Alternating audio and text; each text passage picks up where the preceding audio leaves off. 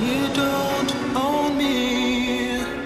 I'm not just one of your many toys. You don't own me. Don't say I can't go with other boys. I don't tell you what to say, so just let me be myself to say and do whatever I please. Hello, I'm Richard Ridge for BroadwayWorld. Broadway is back, and we're here at MTC's Samuel J. Friedman Theatre for tonight's opening of Ruben Santiago-Hudson's Lackawanna Blues. And our coverage is sponsored by Orbitz. Get to Broadway your way with Orbitz. No mask, don't ask.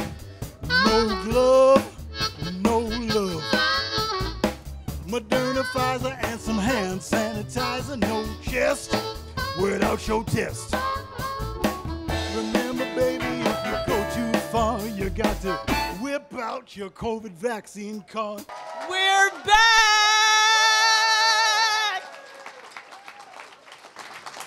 I am so excited about being here this evening. And let me just say, the people who I really want to thank are all of you who are here that have been coming to the theater, that have been waiting so patiently for this day. So I am also especially grateful for Ruben Santiago, all of the artists, Hudson, all of the artists that are working on Lackawanna Blues tonight. And I am really, really grateful that I get to be an audience member tonight, and I get to feel that hope and that joy that they're going to be spreading to the entire crowd. So thank you all very much. Be safe, be well, and onward for all of us. Thank you.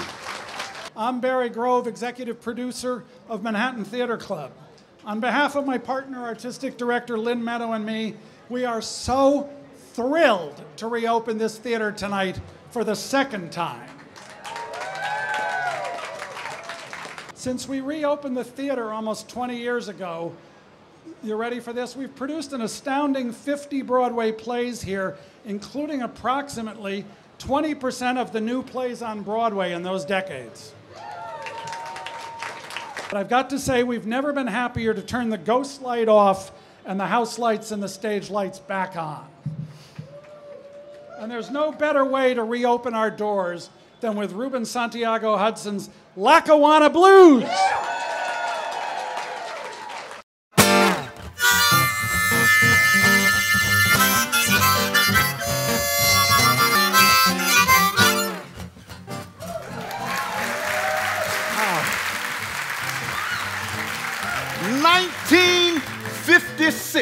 Lackawanna, New York, like all Great Lakes cities, was thriving.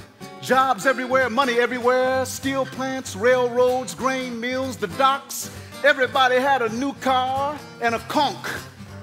Nanny, seeing what a colored person could have if they just worked hard, rushed back to Farmville, Virginia, her hometown, to bring more of her family up north. Nanny would provide their food, shelter, even clothing. Nanny was like the government if it really worked.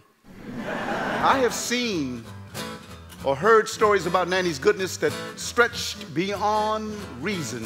That raccoon that Nanny found on the side of the road, she raised him up until he got so big and stubborn that she had to take him out to the woods and let him go. You see, the raccoon had gotten into a habit of climbing up on top of the refrigerator and screaming and bobbing up and down until Nanny would fix his breakfast. Always 2 eggs scrambled soft with toast. Now, you know you can't leave that child in the room by himself. Nanny, I said, why don't you leave him with me when you go to work and come fetch him in the morning when you get up? That way you ain't got to worry about him and I ain't got to worry about him. And this is where my journey with Nanny began. You a breath of fresh air to me, boy, and we gonna always be together. 'Cause you, my baby. We straight? That's just who she was. Well done.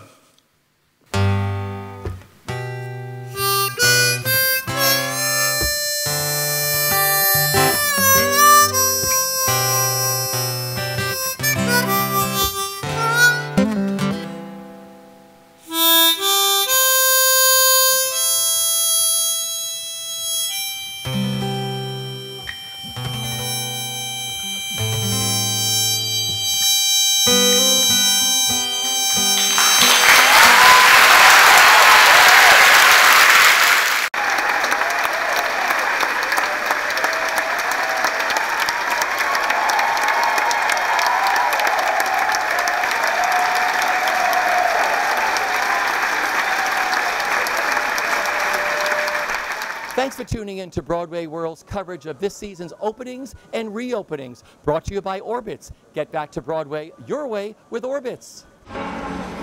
You don't own me. I'm not just one of yours.